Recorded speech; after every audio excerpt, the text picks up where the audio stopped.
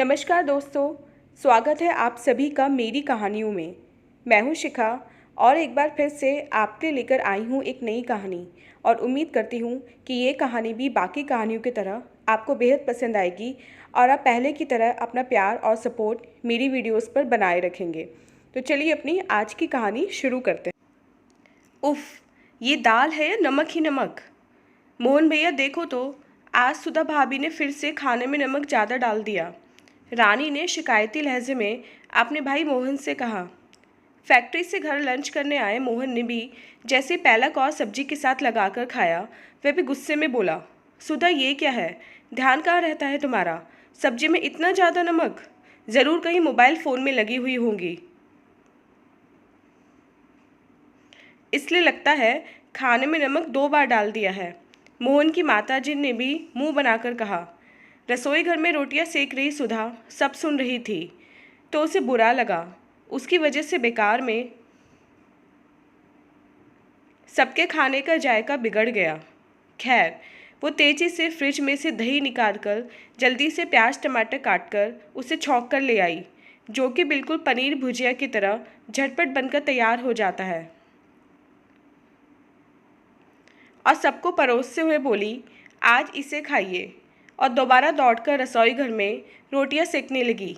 उसे अच्छे से स्मरण था, उसने सब्जी में सभी मसाले नमक तय मात्रा में ही डाले थे। फिर ये अचानक नमक का तेज होना।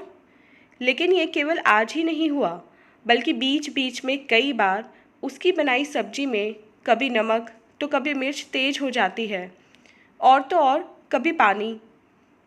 तभी उसे खाने की टेबल पर बैठे सभी घर के सदस्यों के चेहरे याद आ रहे थे। सबके चेहरे या तो उतरे हुए थे या नाराज थे, मगर केवल उसकी छोटी ननद रानी वो मुस्कुरा रही थी। कहीं इन सब शरारतों के पीछे वही तो नहीं है? पर बिना सबूत के वो कैसे मोहन या अपनी सासू माँ ससुर जी से कहे, और कोई भी भाई या माता पिता अपनी बहन बेटी की शरारत को कैसे मानेगा? सुधा ने सोचना शुरू किया कि क्यों उसकी ननद उसके साथ ऐसा कर रही है। उसने तो वर्तमान में उसे हमेशा स्नेह ही किया है, एक छोटी बहन एक बेटी की भांति। फिर कहीं उसकी शादी न होना इसकी वजह तो नहीं? अपनी पढ़ाई के वक्त उसने एक बार पढ़ा था, जब कोई हताश होता है और अपना गुस्सा किसी पर निकाल नहीं पाता, तो वह ऐसी शरारतें करके दूसरे को डांट खिलाकर अपने आप को संतुष्ट करता है। कहीं रानी दीदी भी तो बार बार शादी के लिए नकारे जाने की हताशा इस तरह मुझ पर निकाल रही हों। एक दो बार सुधा ने कोशिश भी की रानी से इधर उधर की बातें करके पूछने की, लेकिन रानी साफ तौर पर नकार गई। सुधा समझ चुकी थी कि कोई अपनी गलती कभी भी स्वयं स्वीकार नहीं करता, तो यहाँ रानी कैसे मानेगी। आखिरकार उसने एक तरीका सोचा और दोपहर का खाना बनाते वक्त जानबूझकर एक कोने में मोबाइल फ़ोन लगाकर उसकी वीडियो रिकॉर्डिंग लगा दी, जिसमें वह सब्जी में क्या नमक मिर्च मसाले डाल रही थी, और फिर सब्जी बनाकर चुपचाप ढककर बहाने से छत से कपड़े लेने चली गई। और योजना अनुसार सचमुच उसकी ननद वहां आई और इधर उधर देखकर जल्दी से कड़छी भरकर नमक सब्जी में डालकर वहां से तुरंत रफू चक्कर हो गई। कुछ देर बाद मोहन फैक्ट्री से लौटकर लंच करने आया, तो सुधा ने सबको दूसरी सब्जी परोसी। ये देखकर मोहन बोला, सुधा, आज तो तुमने राजमा चावल बनाने के लिए तैयारियां की थी, तो फिर ये आलू मटर रोटी? सुधा ने मोहन से कहा। हाँ, वो राजमा थोड़े ज़्यादा नहीं गले। इस बार दुकान वाले ने अच्छे क्वालिटी के नहीं दिए, उसे जाकर दिखाऊंगी। खैर, आप आज आलू मटर खा लीजिए। क्यों देर करते हैं? आज रानी दीदी को अपनी फ्रेंड के साथ बाहर जाना है ना दीदी? हाँ भाभी, कहकर रानी ने भी चुपचाप खाना खा लिया। रानी के बाहर चले जाने के बाद सुधा ने मोहन और अपने सास ससुर सबको कमरे में बुलाया और कहा, ये देखिए, आप सभी को लगता था कि मैं भुलक्कड़ हो गई हूँ, मोबाइल फ़ोन पर लगी रहती हूँ, इसलिए कभी नमक तो कभी मिर्च और कभी पानी सब्जी में ज़्यादा हो जाता है।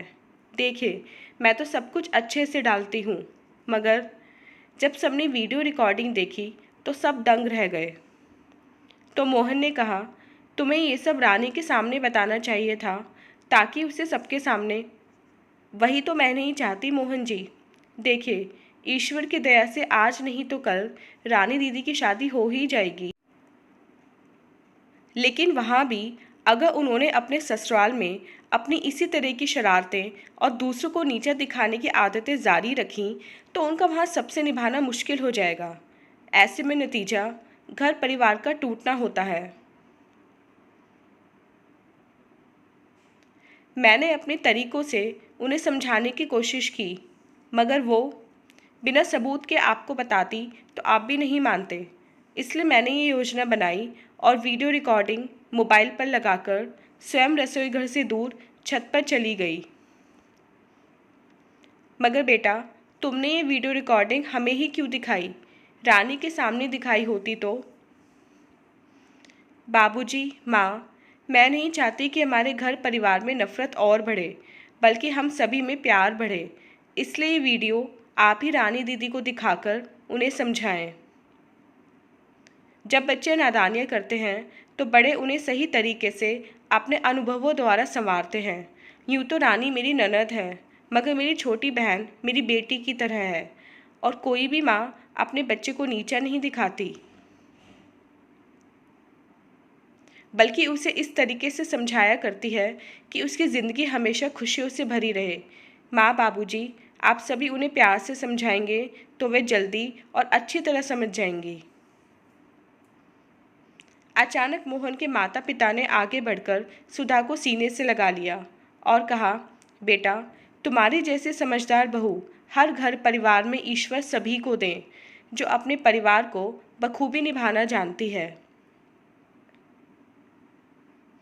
जो घर तोड़ने में नहीं बल्कि घरों को जोड़ने में लगी रहती है। ईश्वर तुम्हें सभी खुशियों से भरा रखे, कहकर दोनों ने सुधा के सिर पर स्नेहिल हाथ रख दिया। वहीं दूसरी ओर मोहन और सुधा दोनों भीगी हुई पलकों को साफ करते हुए मुस्कुरा रहे थे। तो दोस्तों, कैसी लगी आपको ये कहानी? मिलते हैं अपनी नेक्स्ट वीडियो में।